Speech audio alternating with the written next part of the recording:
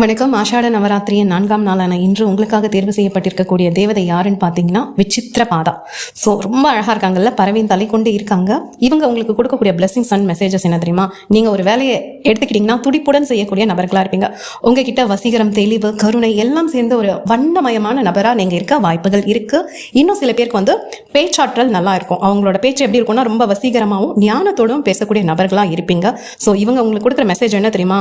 நீங்கள் ஒருத்தர்கிட்ட பேசுகிறீங்க, அது உங்களோட தொழில் சார்ந்த, இப்போ நீங்கள் ஒரு ஆசிரியராக இருக்கலாம், வழக்கறிஞராக இருக்கலாம், இல்லை பத்திரிகை துறையில் பணிபுரியக்கூடிய நபர்களாக இருக்கலாம், இல்லை சமூக ஊடகங்களில் வேலை செய்யக்கூடிய நபர்களாக இருக்கலாம். யாராக இருந்தாலும் சரி, உங்களுடைய பேச்சுங்கிறது மற்றவங்களுக்கு ஒரு குணப்படுத்துதலை இருக்கணும், இல்லைனா அவங்க ஊக்கமளிக்கிற விதமாக இருக்கணும், அப்படி இல்லைனா அவங்களோட வாழ்க்கையை மேன்மைப்படுத்தக்கூடிய வகையில் இருக்கணும்.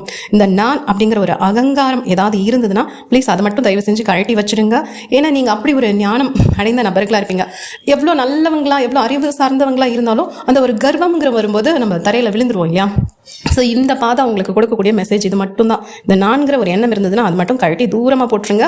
அது இல்லாமல் இருக்கும்போது உங்கள் மனசில் ஒரு அமைதி, அழகான ஒரு தெளிவு இருக்கும். ஸோ உங்கள் வாழ்க்கை நான் சொன்ன மாதிரி, முதல்ல சொன்ன மாதிரி ரொம்ப அழகாக வண்ணமயமான வாழ்க்கையாக உங்களுக்கு வரக்கூடிய வாய்ப்புகள் இருக்குது. இதை நீங்கள் பார்க்குறீங்கன்னா, இந்த வாசிப்பு உங்களுக்கு பொருந்ததுன்னா எடுத்துக்கோங்க. இவங்க கொடுக்குற மெசேஜ் எனக்கு என்ன கணிக்க முடியுதோ நான் அதை உங்களுக்கு சொல்கிறேன். ஸோ சில பேருக்கு பொருந்தலாம், சில பேருக்கு பொருந்தாமல் போகலாம். ஓகே, நன்றி.